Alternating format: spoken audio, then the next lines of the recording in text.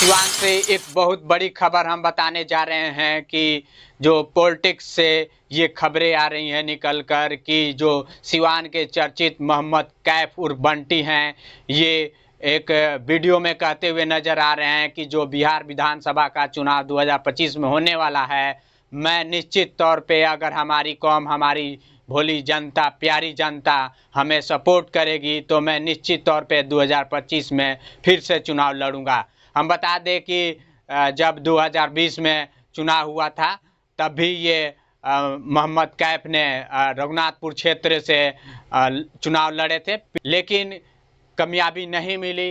अब फिर से इन्होंने देखा कि जब 2024 में चुनाव हुआ, एमपी का यानी लोकसभा का चुनाव हुआ, उसमें इन्होंने देखा कि सिवान से लगभग 1 लाख लोग हमारे कौम के मुसलमानों ने वोट किया है, तो ये अब वहाँ पे नजरें बनाए हुए हैं। यही मैं बताने की कोशिश कर रहा हूँ जी कि अब मोहम्मद कैफ हो सकता है कि सदर से, ये सिवान सदर से चुनाव लड़ सकते हैं और जो पूर्व स्पीकर अवध बिहारी चौधरी हैं, इनके खिलाफ ये चुनाव लड़ने का तैयारी कर रहे हैं। मंत्री भी बनते हैं, एमपी के टिकट भी ले लेते हैं, विधानसभा के स्पीकर भी बन जाते हैं, लेकिन हम मुसलमान की औकात क्या है कि सिर्फ वोट देते हैं।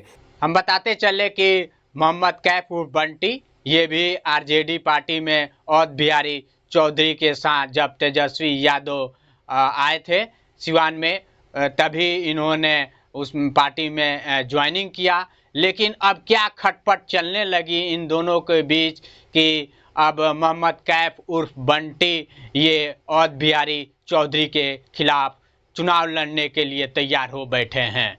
अब देखना होगा कि मोहम्मद कैफ जब चुनाव नज़दीक आता है तो क्या कंप्रोमाइज़ कर बैठ जाते हैं या फिर किसी पार्टी के हाथ थाम कर चुनाव लड़ते हैं, या निर्दलीय खड़ा होकर अपने कौम के बल पे, अपने जनता के बल पे ये चुनाव लड़ते हैं, या फिर समझौता कर लेते हैं। ये राजनीतिक में कुछ भी कहना जल्दीबाजी हो सकता है, लेकिन राजनीतिक में कोई भी जब एक फेमस चेहरा अपने आप को समझने लगता है तो किसी की बातों को ध्यान नहीं रखता है, अपनी ही टारगेट पे अपनी ही बातों को रखता है, अपनी ही पहचान बनाने की कोशिश करता है। तो ये राजनीतिक में हमेशा उलट फेर होते रहता है।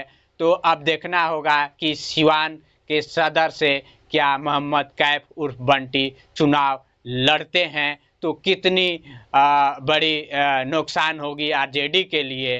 तो क्या अवध बिहारी चौधरी को हराने के लिए मोहम्मद कैफ उर्फ बंटी खड़े हो रहे हैं।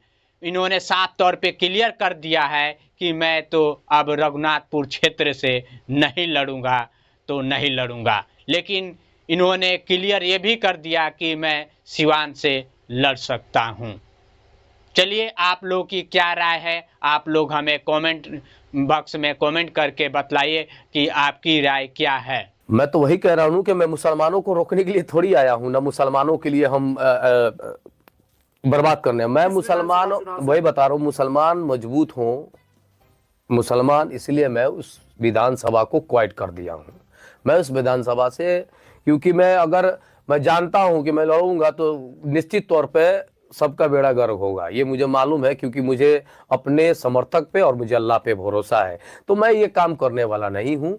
मैं अब आ गया हूँ 105 विधानसभा से और मेरी तैयारी अब यहीं से रहेगी। अगर मेरे नसीब में लिखा होगा यहाँ से लड़ना, और क्योंकि मैं अल्लाह पे भरोसा करता हूँ, जो काम करवाते हैं अल्लाह करवाते हैं, तो अल्लाह अगर चाहेंगे कि यहाँ से अगर 105 विधानसभा से लड़ना तो बिल्कुल ही लड़ेंगे और लड़के और दिखाएंगे। क्योंकि यहाँ पर लड़ना इसलिए क्योंकि मैं अपने घर पे हूँ, पहली बात।